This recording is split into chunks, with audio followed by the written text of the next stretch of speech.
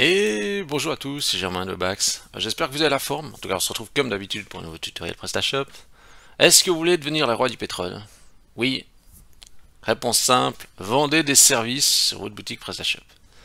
Alors, je sais pas comment sont les affaires pour vous cette année, mais de ce que j'observe, bon, je crois qu'il n'y a pas besoin d'observer que dans l'e-commerce, hein, c'est un peu général, et c'est un peu tendu, hein.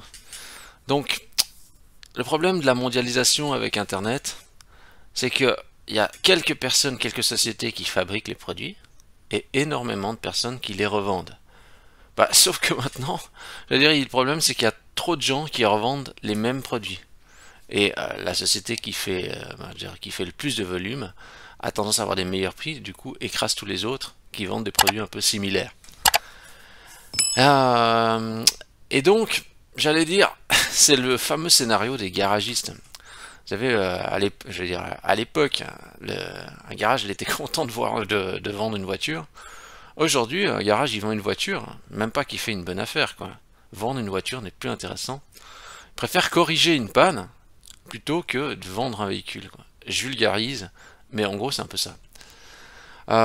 Et donc, dans beaucoup d'activités, dans beaucoup de business, il y a la possibilité de faire du service avec le produit.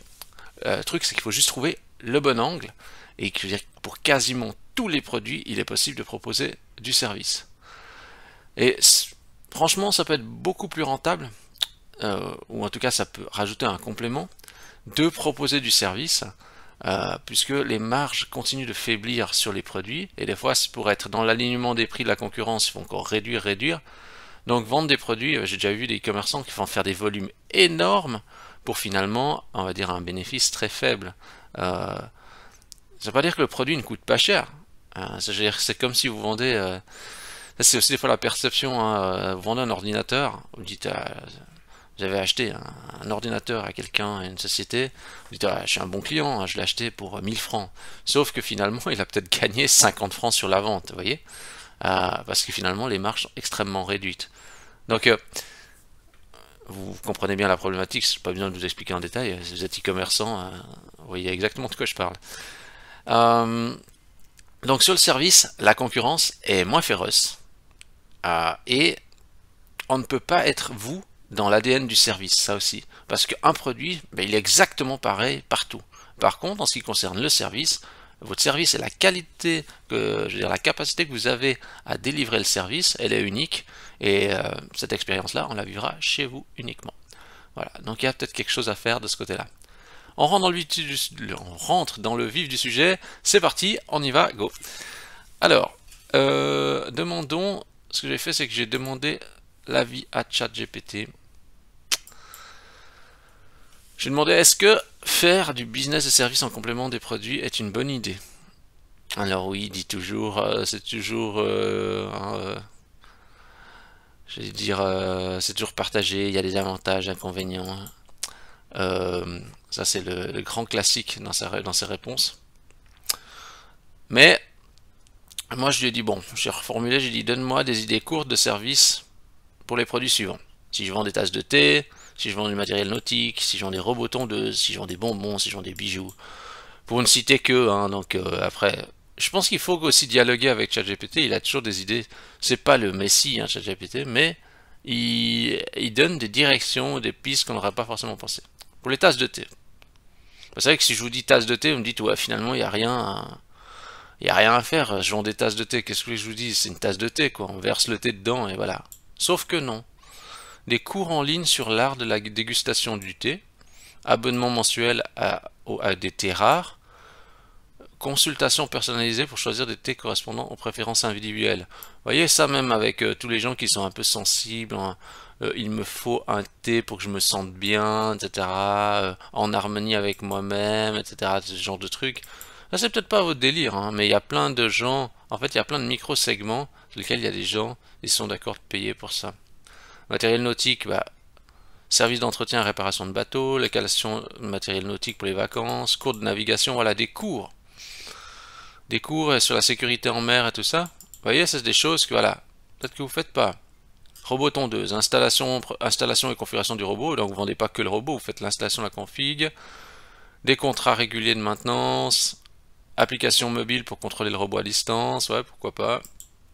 Des bonbons, bah, si on a des bonbons, personnalisation de bonbons, service d'abonnement mensuel, atelier fabrication de bonbons avec les enfants, pour les enfants aux fêtes d'anniversaire. Même pour les bijoux, bah, il dit quoi? Une réparation et nettoyage de bijoux, ouais, ça dépend de la qualité des bijoux, hein. Création de bijoux sur mesure en fonction des spécifications du client, ça oui. Évaluation et certification de la valeur des bijoux, ouais, là ça dépend du segment. Bon, après j'ai demandé autre chose, j'ai dit vraiment, si je vends des chaussures pour bébé, hein, j'ai dit un truc vraiment improbable. Qu'est-ce qu'il m'a dit? Service de mesure de pied. Ouais, bah ça c'est vrai aussi, vous avez un petit bébé, un petit enfant. Alors bébé, voilà, un bébé, un petit chausson bébé, voilà.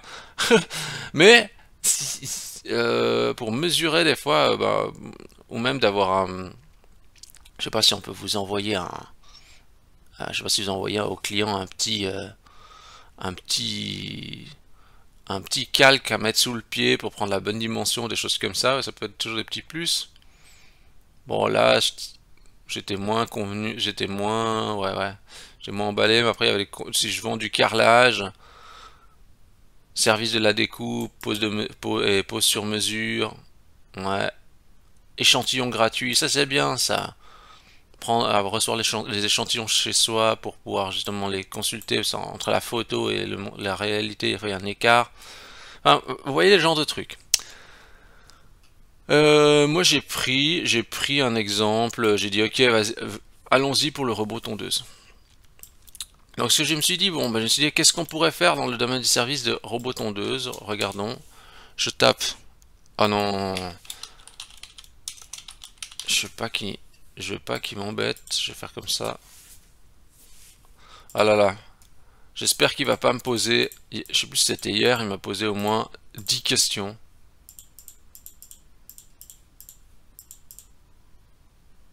On a de la chance. On a de la chance, oui, mais ici je vois pas, je ne vois pas. Oh là là là là, je n'ai pas vu d'annonce ads.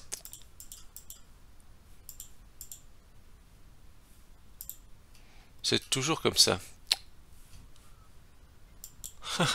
Alors j'ai dû forcer un peu le truc et de chercher plusieurs recherches pour arriver sur ma pub. Donc en gros, ce que je veux, c'est je me dis ok, je vends des robots tondeuses, ok, c'est pas forcément, c'est mon business, mais une partie de mon business, mais bah voilà, j'aimerais faire quelque chose un peu plus rentable en poussant un peu le service. Donc, je regarde les résultats. Donc, vous avez toujours les deux, vous avez du naturel et vous avez aussi donc de la publicité. Est-ce qu'il faut s'embêter à positionner naturellement? Le problème, c'est que vous voyez naturellement qu'il y a quoi? Il y a du Hornbach, il y a d'autres sociétés, il y a Husqvarna. Hein. Est-ce que vous avez prononcé déjà juste ce mot, hein, cette nom de marque? Husqvarna. Je sais pas, je dis toujours Husqvarna, mais je dis jamais Husqvarna. Et bref, donc vous les positionnez là. Donc, essayez de se positionner en naturel. Je pense que c'est trop de travail dans la plupart des cas. Surtout pour tester le concept, valider le truc, faut faire directement du ads, comme ils ont fait ici. Alors ici ils ont dit quoi? Installation de robot automatique, le robot, etc. Achetez votre robot tondeuse chez un professionnel rapide. Ouais. Mais ici, vous voyez, ils n'ont pas trop dit on vous installe le robot, etc. Bon. Je clique dessus.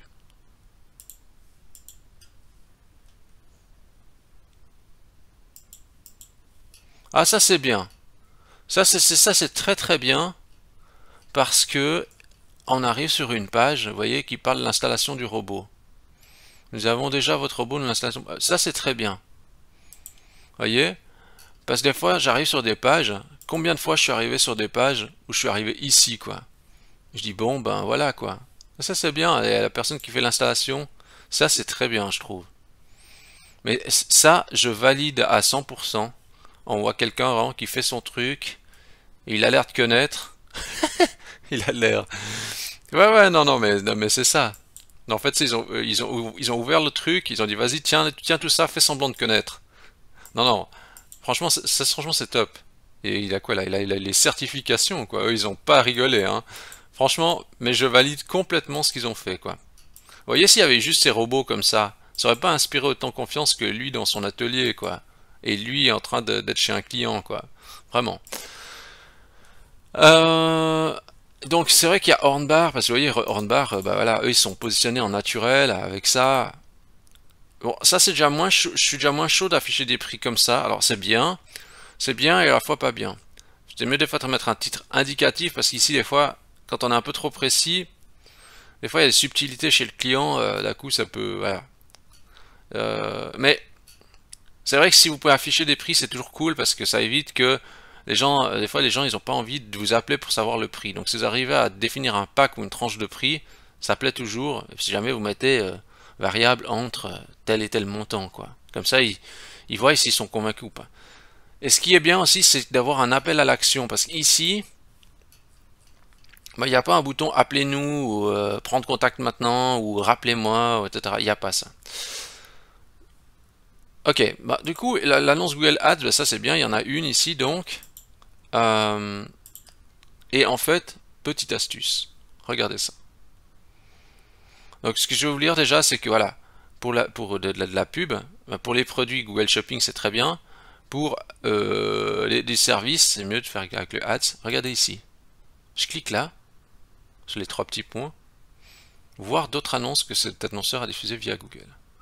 Je vais directement m'inspirer de tout ce qu'ils ont fait. Et là, j'ai toutes les infos. C'est tellement marrant parce que si vous voulez, je veux dire, regardez, je veux dire, vous avez un concurrent qui fait ça bien, bah regardez ce qu'il fait. Voilà, vous pouvez voir ses pubs. C'est quand même vachement pratique, hein. C'est même fou qu'il y ait cette possibilité. Mais oui, oui, oui, oui, oui. Donc là, vous avez les informations, conseils, etc. Ouais. Comme ça, vous pouvez prendre des idées avant de faire votre pub Google. Voilà. Donc comme ça, vous pouvez prendre inspiration. Est-ce que je peux cliquer directement sur la pub? Ah ouais, mais je peux même aller loin. Et tout juste que je suis pas, tout juste que je suis pas l'éditeur de la pub presque là. Mais non, vous pouvez essayer vous-même. Vous allez voir, c'est génial. Ouais, ok. Bon, donc vous pouvez vous inspirer en prenant la matière première chez les concurrents ou ceux qui ont fait ça bien. Du côté PrestaShop, qu'est-ce qu'il va falloir faire? Bah, du côté PrestaShop, ce qu'il faut faire, c'est simplement une page CMS de destination. Finalement, il vous faut une page pour que la personne atterrisse, quand la personne atterrisse, ben, elle voit la pub. Donc, en gros, j'ai vraiment vulgarisé. Donc, dans apparence page, vous faites une page. J'allais dire, où est le bouton nouvelle page. Je le voyais pas.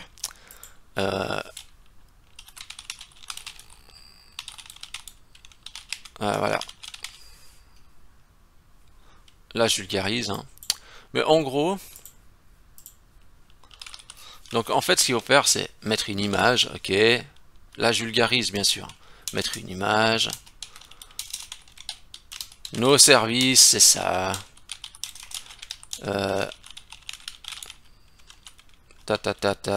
Ok. Et ici, c'est un appel à l'action.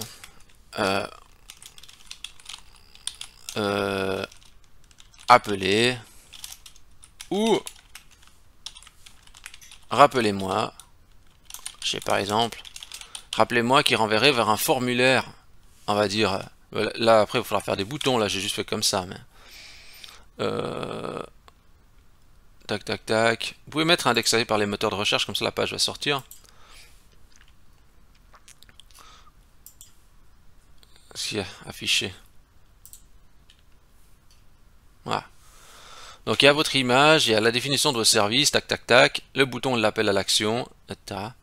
Et si vous n'arrivez pas à faire une mise en page correcte, parce que vous faites, c'est si vous êtes en galère, vous prenez le module Creative Element là, pour les pages CMS c'est vraiment top. Puis comme ça vous pouvez faire vraiment une mise en page. Décidément, je suis vraiment vu comme un robot. Prenez ça. Oui, c'est un certain coût, mais voilà. Et après, vous êtes comme ça, vous pouvez faire de jolies pages CMS facilement, avec une mise en forme top. Donc, vous pouvez prendre ça, et puis comme ça, vous faites une... Pas besoin de faire quelque chose de très compliqué, les gens ne vont pas lire tout. Donc, faites quelque chose juste de simple, avec un bouton, etc. Tac, tac, tac. Et puis voilà. Mais vraiment avec un appel à l'action assez fort, et puis mettre justement les services et ça, puis la gamme de prix aussi. Voilà. Donc il n'y a pas besoin de faire quelque chose de extrêmement compliqué. Et puis après vous pouvez faire ça pour plusieurs services, hein. Donc et bien sûr aussi de regarder, important, de bien regarder sur mobile ce que ça donne, parce qu'il y a une partie des gens qui viennent sur mobile, de voir si la page reste quand même un peu attractive sur mobile, pas qu'on se retrouve avec une pile d'informations avant, et puis on accède seulement aux informations critiques après. Voilà, donc regardez bien sur mobile ce que ça donne. Voilà. Mais commencez par quelque chose de simple. Commencez simple, allez à l'essentiel. Il n'y a pas besoin de faire une usine à gaz dès le début. Enfin, ce qu'il va falloir faire, c'est une publicité Google Ads. Donc ça veut dire que vous allez devoir faire, qu'est-ce qu'on a vu ici,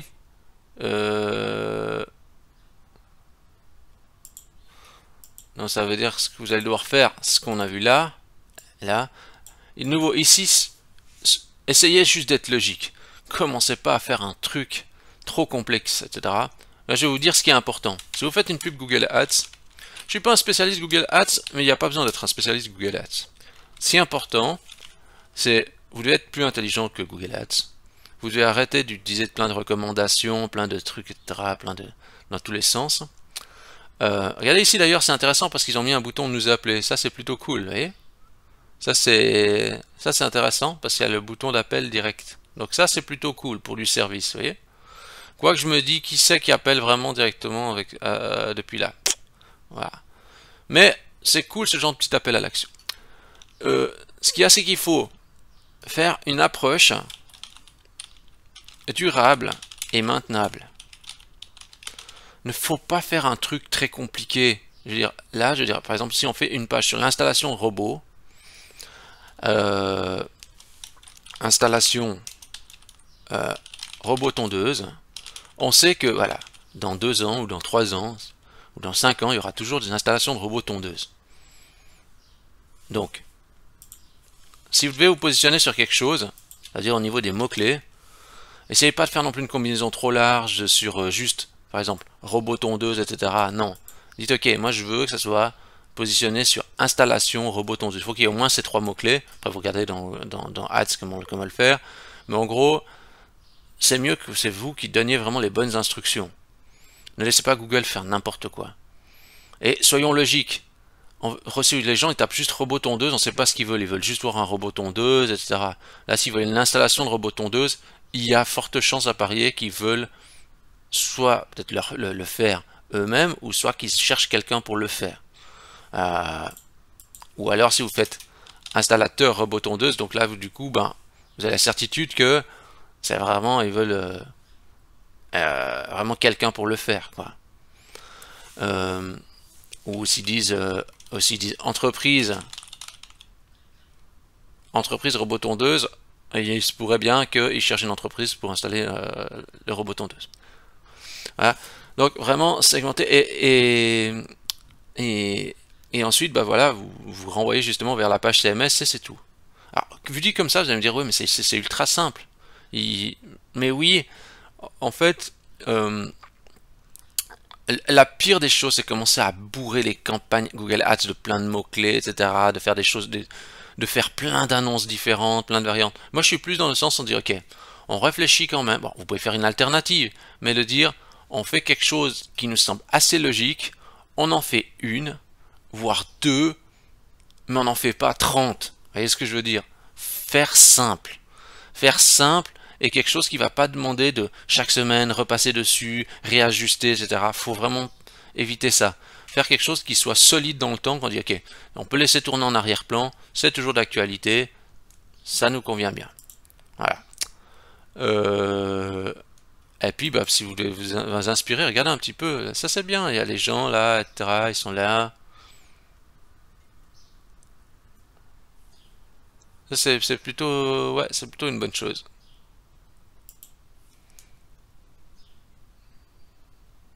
Ouais, c'est plutôt cool.